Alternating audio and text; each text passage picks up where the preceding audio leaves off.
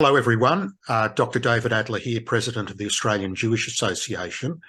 And I'm just doing a short interview with a member of AJA and who's standing as a candidate in the Victorian election upper house for the United Australia Party, Leon Kofmansky.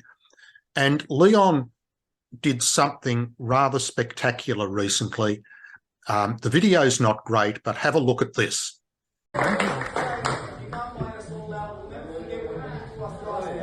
Hey. Sir. We won't forget what you did to us last year. We want to say that it's taxpayers' money, it's not your money, you're splashing around. Okay, Leon, can you explain, because the video's not entirely clear, what happened and why you did it? So Dan Andrews has been spending the last few weeks going on a charm offensive around Caulfield, around the Jewish community. He's been strode in last Friday and the last few weeks like the Pied Piper, throwing around bags of cash at every institution. And of course, this charm offensive came not long. It was just a year ago, just a little over a year ago, where he basically terrorized the Jewish community. He terrorized not only us, but our children. He forcibly shut down our synagogue. He sent in riot police on horseback.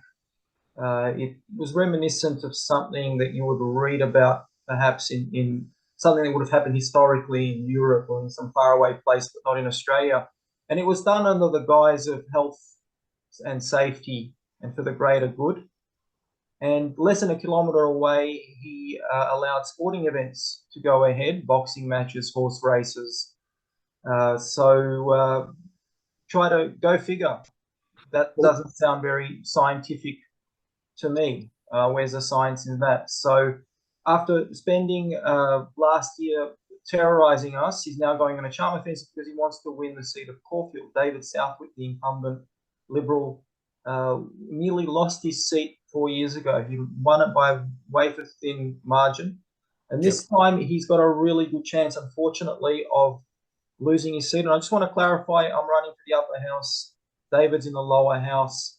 I know there's a lot of Liberal supporters. Your viewers, a lot of them most likely would support David Southwick. I'm not here to undermine him. If I win in the upper house, I'm not contesting his seat. If I win the upper house, I'm in a different contest on a different ballot or a different ticket. Sure. I will be there to support David and the Liberals in ensuring that they go back to their Conservative roots, because I believe that they've shifted away from their Conservative. Leon, let's just focus on your interaction. Sure. Absolutely. The audio wasn't 100% clear, but the two quotes that we were able to get off it is, firstly, we will not forget what you did to us last year. So presumably you're talking about the lockdowns that you've just described. And secondly, it is taxpayers' money. It is not your money to be splashing around. Are they accurate quotes? Absolutely. Labor has a very good chance of winning that seat. They're splashing around millions of dollars at different institutions. On Erev Shabbos, they went to a certain institution where he was promising $500,000 for a kitchen and for other facilities and amenities. And everyone was clapping and cheering him. So the good news is that only a minority of people turned up. So he was at a venue that had the capacity to fill around 200 people. There was only 25 people in attendance. Only 25 to hear the Premier? I would say so, yes. Wow. So it goes to show how despised he is in the Jewish community. The vast majority of people in the Jewish community, thank God, aren't taking the bait. There are, unfortunately, a few people who are taking this bait for whatever reason that they have. But essentially, it was surreal. I walked into this venue, and it was at short notice. I only found out about it at short notice. And I see the Premier there, and he's addressing the crowd, and they're all dutifully clapping. It was like attending I'm from the former Soviet Union, and it reminded me of a communist Politburo meeting where everyone's clapping to the dictator. So tell me, Leon, how did the Premier react to your interjections? So he was like a deer caught in the headlights, because he wasn't expecting it. The whole thing was stage managed. It was carefully choreographed. Everyone was basically supporting him, cheering him on. And just out of nowhere, I waited specifically for him to start announcing the grant money. And that's when I decided to interject and say, we're not all for sale. We all can't be bought out. It's not your money. It's taxpayers' money.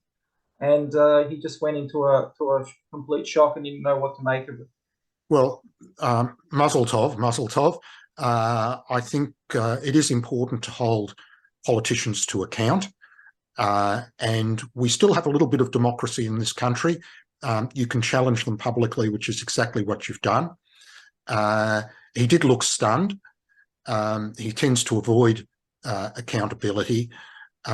So well done, Leon. That's right. The irony is, after I confronted him, he said that we're in a free society. People are welcome to challenge me, but the camera doesn't capture the part where I get physically thrown out of the venue by the security guard. Okay, so democracy only goes so far, I understand. Okay. That's right, and I can assure you that no rubber bullets were fired. No pregnant women were arrested at the venue, so that just goes to show how much he likes and encourages free speech in our society. Okay, well, thank you very much for that elaboration. I hope that people will look at this and judge what you've done appropriately. I think challenging the Premier on these issues is a good thing, and he has tended to avoid much scrutiny. So well done again. Thank you. Thank you so much, Dave.